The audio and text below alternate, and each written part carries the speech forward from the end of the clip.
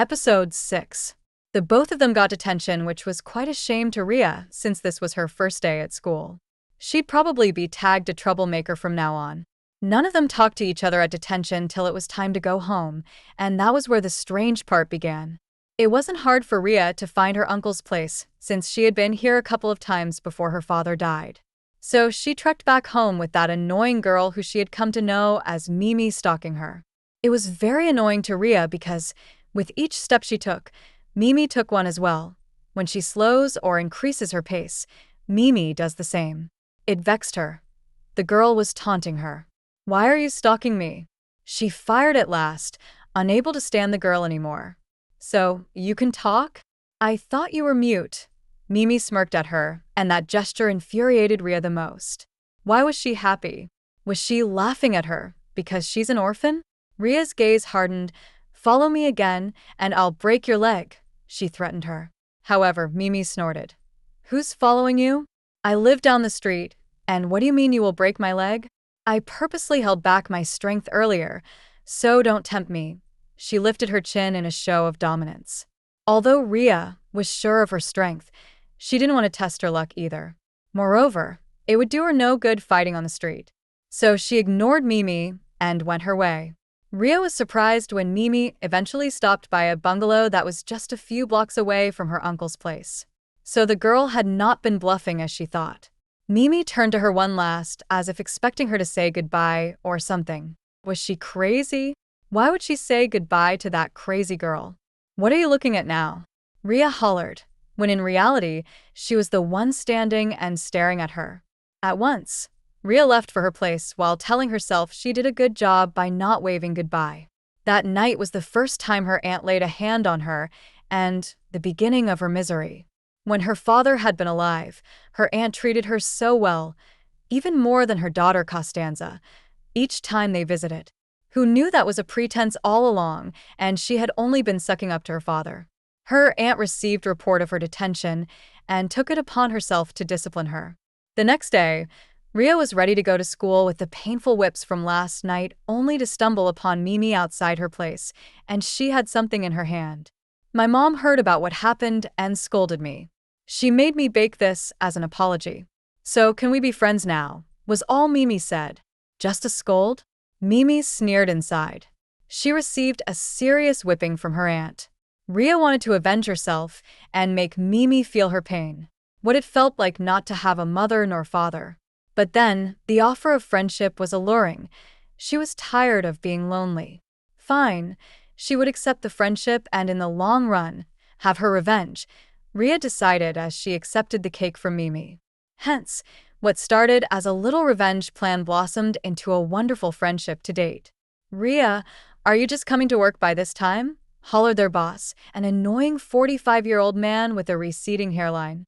"Of course not, sir," Rhea replied, busying herself on the counter. Their boss was a strange man and a typical traditionalist. If one looked him in the eyes while he barked orders, he would claim you're challenging his authority. Either way, if you avoided his gaze as well, he would claim you're looking down on him. But then, there's more than one way to skin a cat, so each of his employees adapted diverse ways to deal with the man's tantrums, which was how they had survived so far. However, to Rhea, if she could survive her uncle and his family of witches, there was nothing on earth she couldn't survive. "What do you mean, of course not?" he sneered. "This is the first time I'm setting my eyes on you." "Sir," Rhea said calmly, "I've been inside putting away the order, boxes, and boxes of supplies and ingredients." She lied through her teeth. As a professional liar, she added, "If you don't believe me, you can ask Mimi." She tipped her head in the direction of her friend who returned with a tray she used to serve a customer. "Yes, sir. Rhea had been here, just busy." Mimi supported her best friend. The boss was about grumbling his disbelief, knowing Mimi was her best friend, and she would naturally support her when another employee passed them saying, "It's true.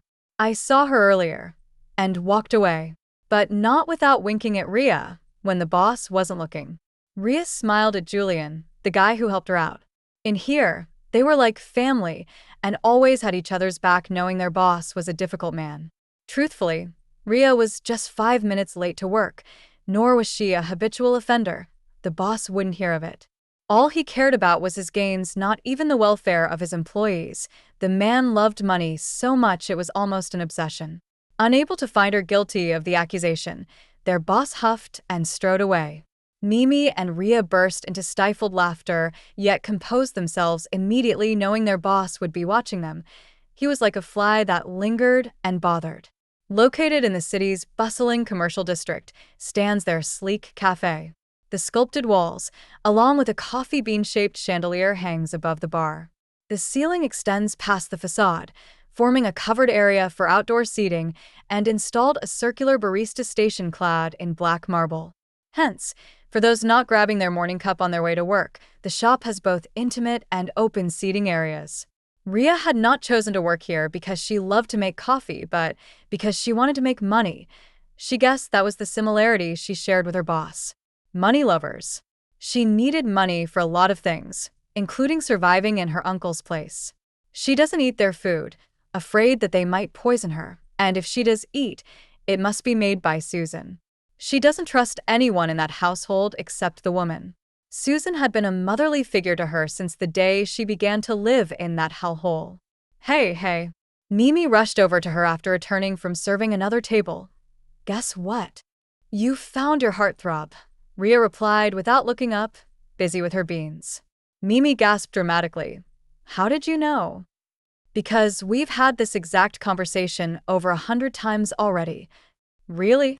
Full story is available at novelpalace.com. Click the link in the comment section to get it free.